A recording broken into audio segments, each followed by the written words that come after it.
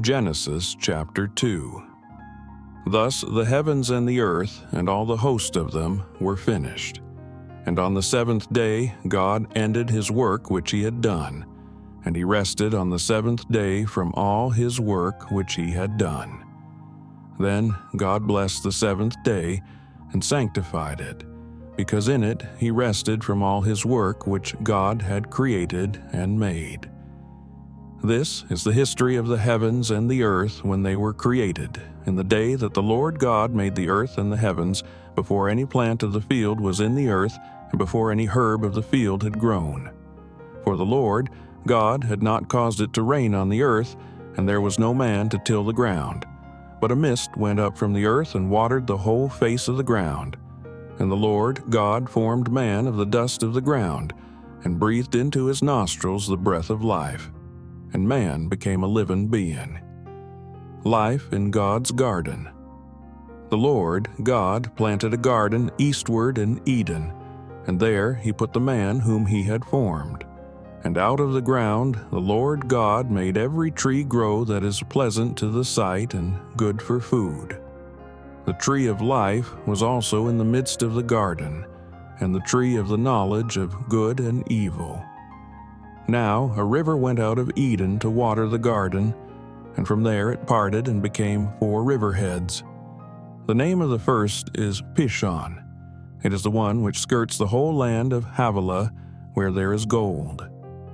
And the gold of that land is good. Bdellium and the onyx stone are there. The name of the second river is Gihon. It is the one which goes around the whole land of Cush. The name of the third river is Hiddekel. It is the one which goes towards the east of Sea Assyria. The fourth river is the Euphrates. Then the Lord God took the man and put him in the Garden of Eden to tend and keep it.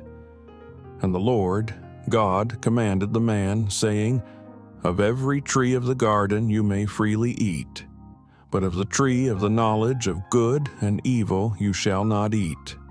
For in the day that you eat of it, you shall surely die." And the Lord God said, "It is not good that man should be alone. I will make him a helper comparable to him." Out of the ground the Lord God formed every beast of the field and every bird of the air, and brought them to Adam to see what he would call them. And whatever Adam called each living creature, that was its name. So Adam gave names to all cattle, to the birds of the air, and to every beast of the field. But for Adam there was not found a helper comparable to him. And the Lord God caused a deep sleep to fall on Adam, and he slept. And he took one of his ribs and closed up the flesh in its place. Then the rib which the Lord God had taken from man, he made into a woman, and he brought her to the man. And Adam said, "This is now bone of my bones and flesh of my flesh. She shall be called I woman, because she was taken out of man.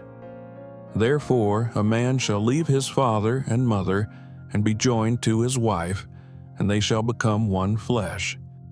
And they were both naked, the man and his wife, and were not ashamed.